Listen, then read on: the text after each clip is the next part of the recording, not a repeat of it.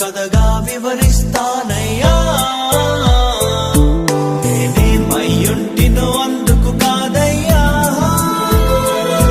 నా క్రియలను బట్టి అసలే కాదయ్యా చూపావు ప్రేమ నాపై పిలిచావు నన్ను కృపకై జనములకు ప్రవక్తగా నన్ను నియమించావయ్యా